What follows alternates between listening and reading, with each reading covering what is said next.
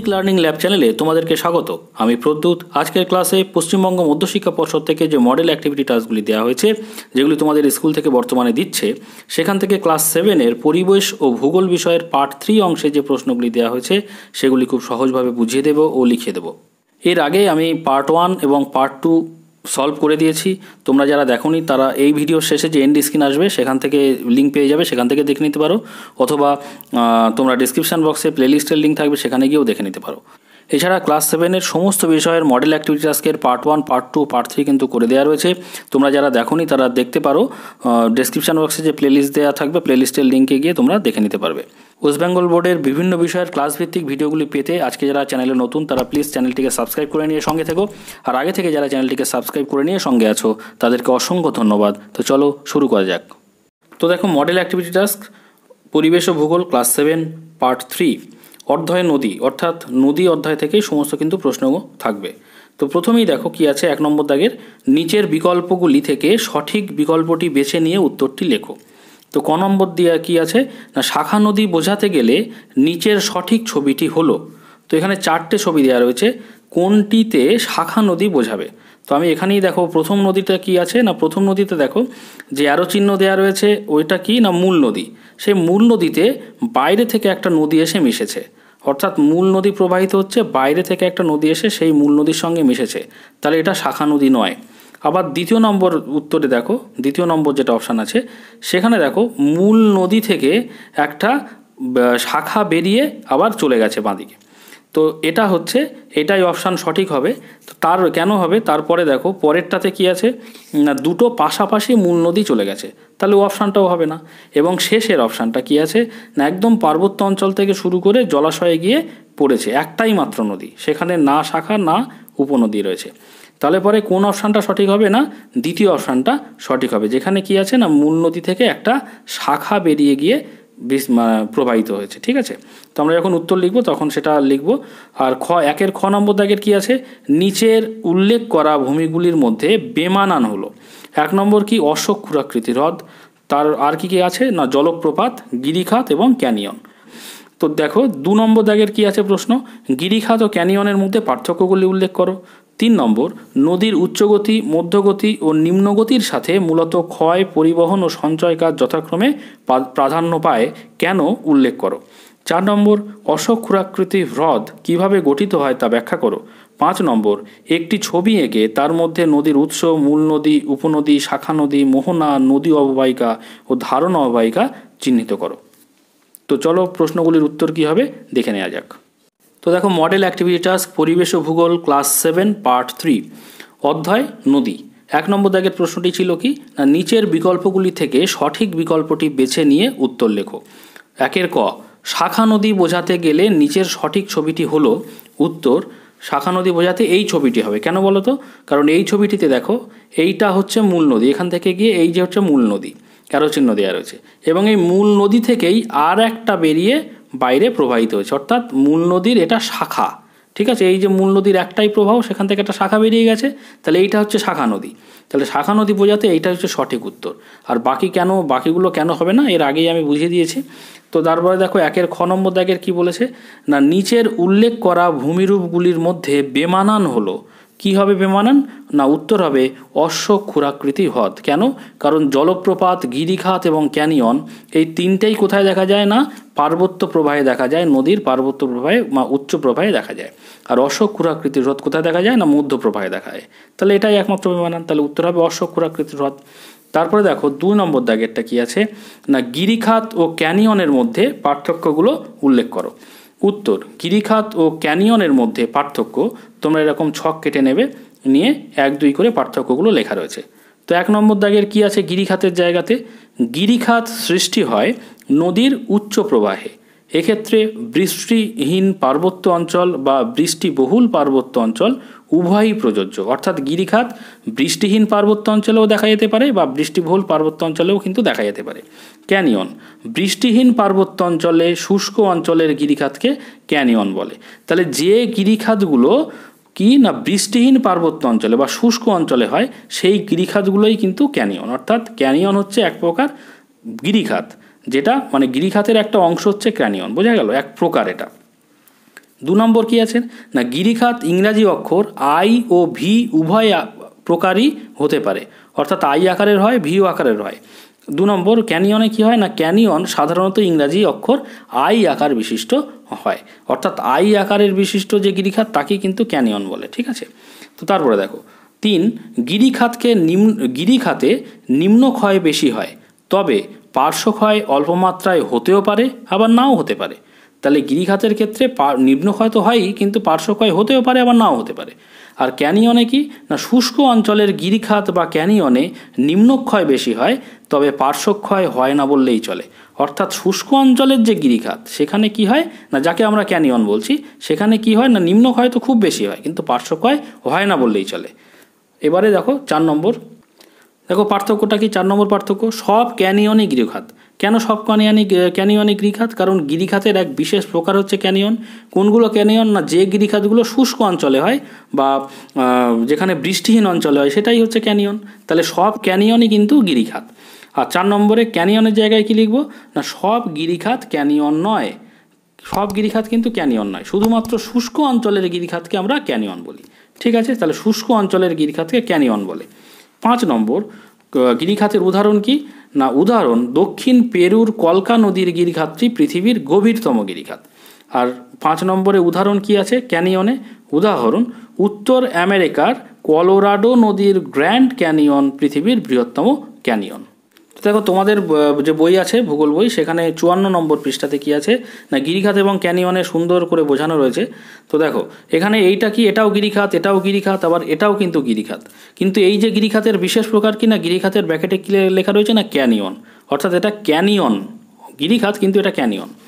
তাহলে এইটা দেখো আই আকৃতির গিরিখাত, এটা দেখো ভি আকৃতির গিরিখাত। ভি আকৃতি কিভাবে হয় না আই আকৃতির গিরিখাতে যখন পার্শ্বক্ষয় হয়, অর্থাৎ এখান থেকে ধসে যদি এখানে ধস নামে এখানে যদি ধস নামে তাহলে পার্শ্বক্ষয় হলেই ধস নামবে, পার্শ্বক্ষয় হলে তখন ইংরাজিতে কি হয় না ভি আকৃতির হয়। আর ক্যানিয়নটা কি ক্যানিয়ন হয় বৃষ্টিহীন পার্বত্য অঞ্চল বা শুষ্ক অঞ্চলকে সুগভীর গিরিখাতকে ক্যানিয়ন বলছে। দেখো এখানে বৃষ্টিহীন হয় না বৃষ্টি হয় না এবং শুষ্ক অঞ্চল, তার জন্য এই যে গিরিখাত এটা হচ্ছে ক্যানিয়ন। এটাও কিন্তু ক্যানিয়ন কি ক্যানিয়ন কিন্তু এক প্রকার গিরিখাত। এবারে 3 নম্বর প্রশ্নটি কি বলছিল না নদীর উচ্চগতি মধ্যগতি ও নিম্নগতির সাথে মূলত ক্ষয় পরিবহন ও সঞ্চয় যথাক্রমে প্রাধান্য পায় কেন উল্লেখ করো। অর্থাৎ উচ্চগতির সঙ্গে কি না উচ্চগতির সঙ্গে ক্ষয়, মধ্যগতির সঙ্গে পরিবহন এবং নিম্নগতির সঙ্গে সঞ্চয় কেন প্রাধান্য পায় সেটা উল্লেখ করতে হবে। তো উত্তর দেখো এখানে এই প্রশ্নে 3টে পার্ট 3টে অংশ, তো আমরা 3 ভাগে ভাগ করে উত্তরটা লিখব। তো প্রথম কি না 1 নম্বর নদীর উচ্চগতিতে ক্ষয় প্রাধান্য পায় তার কারণ। ঠিক আছে, তাহলে উচ্চগতি তারপরে মধ্যগতি তারপরে নিম্নগতি এইভাবে আমরা আলোচনা করব। তো প্রথম উত্তরটা কি লিখছি দেখো নদীর উচ্চগতি হয় পার্বত্য অঞ্চলে, পার্বত্য অঞ্চলে ভূমির ঢাল এবং ভূমির উঁচু নিচু ভাব বা বন্ধুরতা খুব বেশি হওয়ার জন্য নদীর শক্তিও বেশি থাকে। প্রবল জলস্রোতের আঘাতে নদীর গতিপথের বড় বড় পাথর ভেঙে টুকরো টুকরো হয়ে জলের সঙ্গে ভেসে বা গড়িয়ে চলে, ফলে নদীর উচ্চ প্রবাহে প্রধান কাজ ক্ষয়। ঠিক আছে, তারপরে দ্বিতীয় অংশ কি না 2 নম্বর 2টো পয়েন্ট মার্ক দিয়ে লেখা রয়েছে দেখো নদীর মধ্যগতিতে পরিবহন প্রাধান্য পায় কারণ। তো দেখো উত্তর লিখছি মধ্যপ্রবাহে ভূমির ঢাল কম থাকায় নদীর গতি ও শক্তি দুটোই কমে যায়, ফলে নদী এই সময় নিচের দিকে ক্ষয় করা প্রায় বন্ধ করে দেয়।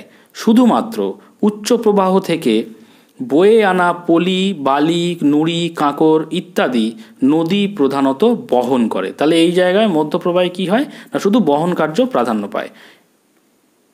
এবারে দেখো 3 নম্বর অংশ প্রশ্নের, তো 3টে পয়েন্ট মার্ক দিয়ে লেখা রয়েছে ওই জন্য নদীর নিম্নগতির সাথে মূলত সঞ্চয় প্রাধান্য পায় তার কারণ। তো দেখো নিম্ন প্রবাহে নদী অত্যন্ত মৃদু ভূমিঢালের উপর দিয়ে এঁকে বেঁকে মোহনা পর্যন্ত প্রবাহিত হয়। নিম্নগতিতে কি ঢাল কম থাকে বলে নদীর কোনো প্রবাহ থাকে না, তাই না? তো এই প্রবাহে নদীর গতি এবং শক্তি এতই কমে যায় যে ক্ষয় কাজ একেবারেই বন্ধ হয়ে যায়। নিয়ে আসা নুড়ি কাঁকড় বালি পলি ইত্যাদি নদী আর বয়ে নিয়ে যেতে পারে না। তাই নিম্ন গতিতে নদীর সঞ্চয় কাজ প্রাধান্য পায়। অর্থাৎ উচ্চ গতি থেকে যে বয়ে আনা পলি বালি এগুলো মুড়ি কাকড় সেগুলো কি করে না নিম্ন গতিতে সঞ্চয় হয়। তো দেখো এরপরে 4 নম্বর প্রশ্নটি কি আছে না 4 নম্বর প্রশ্নে আছে অশ্বক ক্ষুরাকৃতি হ্রদ কিভাবে গঠিত হয় তা ব্যাখ্যা করো। তো দেখো উত্তর, নদীর মধ্যগতির শেষ দিকে বা নিম্ন গতির প্রথম দিকে নদী এঁকে বেঁকে প্রবাহিত হয়। একে মিয়েন্ডার বলে। মিয়েন্ডারে বহির্বাঁককে কি বলে না ব্র্যাকেটে লেখা রয়েছে দেখো, বহির্বাঁক মানে বাইরের দিকে বাঁক, এবং অন্তর্বাঁকটা কি না ব্র্যাকেটে লেখা আছে ভিতরের দিকের বাঁক সৃষ্টি হয়। নদী প্রবাহের আঘাতে এই সময় বাইরের বাঁকের ক্ষয় হতে থাকে এবং ঠিক ততটাই ভিতরের বাঁকে সঞ্চয় হতে থাকে। এইভাবে বাঁক আরও বৃদ্ধি পেতে থাকে। এক সময় দুটি বাঁক কাছাকাছি চলে আসে এবং শেষে মাঝের দুটি ক্ষয়ে প্রাপ্ত হয়ে নদী আবার সোজাভাবে প্রবাহিত হতে থাকে। নদীর বাঁকটি নদী থেকে বিচ্ছিন্ন হয়ে হ্রদ সৃষ্টি হয়। এই হ্রদ ঘোড়ার খুরের মতো দেখতে বলে একে অশ্বক ক্ষুরাকৃতি হ্রদ বলে। নিচে চিত্রের সাহায্যে দেখালাম। তো দেখো নিচে চিত্রের সাহায্যে তোমাদের সেটাকে বোঝানো রয়েছে। তোমরা প্রশ্নের সঙ্গে এই চিত্রটাও জুড়ে দেবে, তাহলে প্রশ্নের যে উত্তরের মান অনেক ভালো হবে। দেখো তো এখানে 4টি ছবি করা রয়েছে। তোমরা কি করবে প্রথমে ছবিটা আঁকার জন্য, তো এখানে একটা এইভাবে বক্স করে নেবে স্কেল দিয়ে, এখানে যে একটা বক্স, এখানে একটা বক্স, এখানে একটা বক্স। আমার এখানে জায়গাটা কম বলে আমরা কি করেছি ছোট ছোট করে করেছি। তোমরা খাতাতে বড় করে করতে পারবে, আর আমি পেন দিয়ে করেছি যাতে ভিডিওতে ভালো বোঝা যায়। তোমরা এটা কিন্তু পেন্সিল দিয়ে করতে পারো, পেন্সিল দিয়েই করবে। তো দেখো প্রথমে কি করেছি না নদীটা এইভাবে এঁকেছি, দেখো এইভাবে এঁকেছি সাধারণভাবে যাচ্ছে। তো এই যে অন্তর্বাঁক, এইটা হচ্ছে অন্তর্বাঁক, এটা হচ্ছে অন্তর্বাঁক, আর বহির্বাঁক কোনটা এটা ফুলে উঠেছে এদিকে, এই হচ্ছে বহির্বাঁক। দেখো এর জন্য দিয়ে দেওয়া রয়েছে। তোমরা ভিডিওটাকে পজ করে নিয়ে তোমার ছবিটা ভালো করে খেয়াল করবে, তাহলে বুঝতে পারবে। এবং অন্তর্বাঁকে কি হচ্ছে এই যে পলি জমছে, কিন্তু পলি জমছে এখানে, দেখো পলি জমছে, এগুলো পলি। আবার দেখো দ্বিতীয়তে কি অ্যারো চিহ্ন দিয়ে, আর পরেরটাতে কি আছে না বাঁকটা আরও বাড়ছে নদীর, এবং এই অন্তর্বাঁক এই যে অন্তর্বাঁক সব জায়গায় কী হচ্ছে পলি জমছে। আর তৃতীয় ছবিতে বাঁকটা এতটাই বেড়ে গেছে এবং পলির পরিমাণ আরও বেড়ে গেছে, ঠিক আছে। আর চতুর্থতে দেখো এখানে অ্যারো চিহ্ন দিয়ে চতুর্থটা এখানে করেছি জায়গা নেই বলে। তো সেখানে কি হয়েছে দেখো, এইটা হচ্ছে পুরো এইটা নদী প্রবাহিত হয়েছে, মাঝখানে এগুলো সব পলি জমে গেছে, এবং নদী থেকে মূল যে নদী সেটা থেকে কিন্তু এই যে অংশটা অশ্বক ক্ষুরাকৃতি অর্থাৎ ঘোড়ার খুরের মতো যে অংশটা, এটা কিন্তু পুরো বিচ্ছিন্ন হয়ে গেছে। বোঝা গেল, নদী আবার স্বাভাবিকভাবে সোজাভাবে প্রবাহিত হয়েছে। তাহলে প্রথমে লেখা আছে আঁকা বাঁকা নদী পথ, যাকে মিয়েন্ডার বলে। তারপরে এখানে জায়গা নেই বলে আমি উপরে লিখে দিয়েছি, দেখো এটা এখানে নিচে লিখবে বাঁক বৃদ্ধি পাচ্ছে, ঠিক আছে, এটা নিচে লিখবে, জায়গা নেই বলে উপরে লিখেছি। আর এটা কি না দুই ভাগের মাঝের ভূমিরূপ ক্ষয়, দুই ভাগের মাঝের যে ভূমিরূপ সেটা ক্ষয় পাচ্ছে, এবং শেষটা কি হয়েছে না বাঁক বিচ্ছিন্ন হয়ে হ্রদ সৃষ্টি হয়েছে, যে বাঁকটা বিচ্ছিন্ন হয়ে হ্রদে পরিণত হয়েছে। আর এই যে এই অংশটা অ্যারো চিহ্ন দিয়ে লেখা রয়েছে অশ্বক ক্ষুরাকৃতি হ্রদ, আর নিচে লিখবে দেখো নিচে লেখা রয়েছে অশ্বক ক্ষুরাকৃতি হ্রদ গঠন প্রক্রিয়া, ঠিক আছে। এই ছবিটা তোমরা লিখে দেবে। আর এই যে অংশটা তোমরা লিখে দিতে পারো, এটা হচ্ছে পলি, যেখানে যেখানে এরকম অংশ জমেছে সেটা তোমরা পলি বলে লিখে দেবে, ঠিক আছে। দেখো শেষ প্রশ্ন 5 নম্বর দাগের কি ছিল, একটি ছবি এঁকে তার মধ্যে নদীর উৎস, মূল নদী, উপনদী, শাখা নদী, মোহনা, নদী অববাহিকা ও ধারণ অববাহিকা চিহ্নিত করো। তো দেখো আমি কোনো বইয়ের ছবি স্ক্রিনশট দিয়ে তোমাদের শেয়ার করছি না, বা কোনো আমি নিজে হাতে এঁকেছি যাতে করে তোমাদের একটা স্বচ্ছ ধারণা তৈরি হয় কিভাবে আঁকতে হবে। তো ছবিটা একটুখানি উপর থেকে নিচ পর্যন্ত আস্তে আস্তে সরাচ্ছি, তোমরা ভালো করে একটু খেয়াল করো, এবং স্ক্রিনশট দিয়ে বা ভিডিওটি পজ করে তোমরা কিন্তু এঁকে নেবে, এবং কিভাবে আঁকতে হবে আমি কিন্তু বলে দিচ্ছি। দেখো আগে কি করবে না এরকম উপর থেকে নিচ পর্যন্ত এরকম একটা বক্স কাটবে, ঠিক আছে, এরকম একটা বক্স কাটবে, তাহলে আঁকতে সুবিধা হবে। এরকম একটা বক্স কাটার পরে তাকে 3 ভাগে ভাগ করবে। দেখো সমান মোটামুটি ওপরের দুটো, এই একটা ভাগ, ওপরের থেকে এই পর্যন্ত একটা ভাগ, তারপরের একটা ভাগ, আর তারপরে নিচের একটা ভাগ। তো নিচের ভাগটাকে একটু বড় রাখতে পারো। তারপরে কি করবে না উপরের ভাগটা আগে দেখো, তাহলে বুঝতে পারবে উপরের ভাগে কি আছে না এরকম পার্বত্য অঞ্চল আঁকবে। আমি একটু পেন দিয়ে এঁকেছি যাতে করে ভিডিওতে পরিষ্কার দেখা যায়, তোমরা পেন্সিল দিয়ে আঁকবে। তো এরকম পার্বত্য অঞ্চল আঁকা খুব সহজ, এরকম, ঠিক আছে, পার্বত্য অঞ্চল এঁকে এখানে লিখবে উৎস, কারণ এখানে নদী উৎস। তো দেখো বিভিন্ন জলধারা, এইগুলো জলধারা কি হয়েছে, এই দেখো এটা হচ্ছে মূল নদী, এটা হচ্ছে মূল নদী, সে এই মূল নদীর সঙ্গে বাইরে থেকে মিশেছে আরেকটা নদী, তাকে বলছে উপনদী। তাহলে মূল নদীর সঙ্গে বাইরে থেকে যখন কোন নদী এসে মেশে তাকে উপনদী বলছে। তারপরে দেখো এইটা হচ্ছে ধারণ অববাহিকা। ধারণ অববাহিকা কি না, যখন কি হচ্ছে না, পর্বতের বরফ গলা জল ও বৃষ্টির জল, এই পর্বতের বরফ গলা জল বা বৃষ্টির জল, তো কি হয় না, অসংখ্য ছোট ছোট জলধারার মাধ্যমে বড় বড় নদী তৈরি হয়। এই যে বড় নদী তৈরি হচ্ছে অসংখ্য ছোট ছোট জলধারা দ্বারা। এই জলধারা সহ মূল নদীটি যে অঞ্চলের জল দ্বারা সৃষ্টি, সেই অঞ্চলটি হলো ওই নদীর ধারণ অববাহিকা। তাহলে এই অঞ্চলের জল দ্বারাই এই মূল নদীটি সৃষ্টি। এই যে ছোট ছোট জলধারা এই দ্বারা এই যে মূল নদীটা তৈরি হয়েছে, কোন অঞ্চলের জল দ্বারা, এই অঞ্চলের দ্বারা। তাহলে এই অঞ্চলকে বলছে ধারণ অববাহিকা, এই নদীর ধারণ অববাহিকা। ঠিক আছে, তারপরে পরের এটা আছে। আচ্ছা, এই যে অংশটা, উপরের অংশটাকে এরকম চিহ্ন দিয়ে এরকম মার্কিং করে তোমরা কি করবে না, এখানে লিখে দেবে না উচ্চ প্রবাহ এটা নদীর। তারপরে সেকেন্ড পার্ট দেখো, সেকেন্ড পার্টে কি না, মূল নদীটা এরকম বার করে দিয়ে সেকেন্ড পার্ট হচ্ছে না মধ্যপ্রবাহ, এইটুকু হচ্ছে মধ্যপ্রবাহ লিখে নেবে। তো সেই মধ্যপ্রবাহে দেখো নদী খুব এঁকে বেঁকে প্রবাহিত হয়েছে, এরকম এঁকে বেঁকে দেবে, এবং সেখান থেকে মধ্যপ্রবাহ থেকে কি তৈরি হয় না, শাখা নদী তৈরি হয়।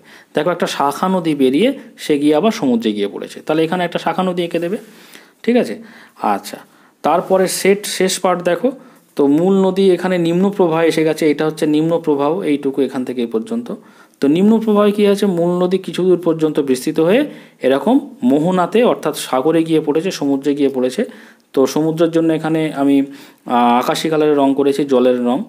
তো জলের নীল বা আকাশি যে কোনো কালার করতে পারো। তো এইটা দেখো এখানে কি হয়েছে, অসংখ্য এরকম ছোট ছোট জলধারার মাধ্যমে, কারণ মাঝখানে পলি সঞ্চয় হয়েছে, পলি সঞ্চয় হয়ে যেখানে যেখানে পলি সঞ্চয় হয়েছে তার সাইড দিয়ে নদীটা বেরিয়ে গেছে। এই মাঝখানে পলি সঞ্চয় হচ্ছে, সাইড দিয়ে বেরিয়ে গেছে, এখানে মাঝখানে পলি সঞ্চয় হয়েছে, সাইড দিয়ে বেরিয়ে গেছে। বেরিয়ে এসে শেষ পর্যন্ত কি হচ্ছে, অসংখ্য ছোট ছোট জলধারা করে এই অসংখ্য এখানে দ্বীপ তৈরি হয়েছে। দ্বীপটা কি বয়ের মতো দেখতে, দেখো বয়ের মতো দেখতে, যার জন্য একে বদ্বীপ বলে। এবং সে কী করছে, সব ছোট ছোট জলধারাগুলো কি হচ্ছে না মোহনাতে গিয়ে সে সমুদ্রের সঙ্গে মিশছে। তো এটা হচ্ছে নিম্ন প্রবাহ নদীর। এবং এই পুরো যে নদীর এই নিম্ন প্রবাহ থেকে শুরু করে উচ্চ প্রবাহ থেকে পুরোটাই হচ্ছে অববাহিকা। ঠিক আছে, তো এই হচ্ছে চিত্র। আর একবার আমি ওপর থেকে নিচ পর্যন্ত আস্তে আস্তে সরাচ্ছি, দেখো তোমরা ভিডিওটি পজ করেও পুরো চিত্রটা এঁকে নেবে। চিত্র 3টে পার্ট, প্রথমে ওপরে, নিচে এবং শেষ। পুরো ছকটা কিন্তু আগে এঁকে নেবে, ছক আঁকলে চিত্রটা আঁকা খুব সহজ হবে। ঠিক আছে, তো এই ছিল পার্ট 3। পার্ট 1 এবং পার্ট 2 দেখো এন্ড স্ক্রিনের লিঙ্ক আছে, সেখান থেকে দেখে নাও এই ভিডিওর শেষে। আর ভিডিওটি যদি ভালো লাগে তাহলে অবশ্যই একটা লাইক দিও, কমেন্ট করো, শেয়ার করো। আর নতুন নতুন ভিডিও পাওয়ার জন্য সাবস্ক্রাইব করে সঙ্গে থেকো। এতক্ষণ ধরে ভিডিওটি দেখার জন্য সকলকে অসংখ্য ধন্যবাদ।